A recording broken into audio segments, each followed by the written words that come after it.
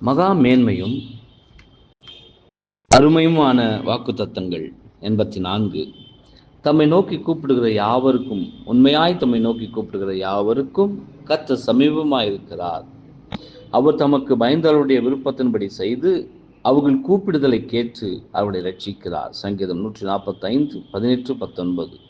நம்முடைய போதகருக்கே பலப்படுத்தப்பட வேண்டியதன் அவசியம் இருந்தது எனில் நமக்கு நிச்சயம் அது அவசியமே.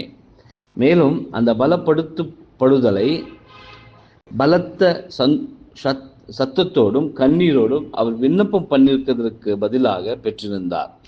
மேலும் இக்காரியமானது அவருடைய நாமத்திற்காகவும் ஊழியத்திற்காகவும் எதையும் சகிக்கும் நல்ல போற்றவர்களாக நம்மை பலப்படுத்தும் விசுவாசத்தின் முழு நிச்சயத்தை தேவன் மேற்கூறப்பட்ட வழியின் மூலமாக கொடுப்பதற்கு பிரியப்படுகிறார் என்பதை நமக்கு தெரிவிக்கின்றது.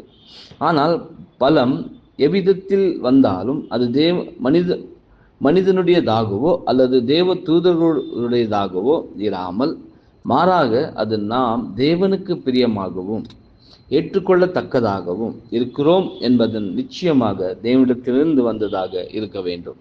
இது நிமித்தம் அவரை அன்பு கூறுவதற்கென்று அவர் வைத்துள்ள மகா மேன்மையும் அருமையுமான விஷயங்களை நாம் உரிமை பாராட்டலாம், எதிர்பார்க்கலாம் என்பதே ஆமென்.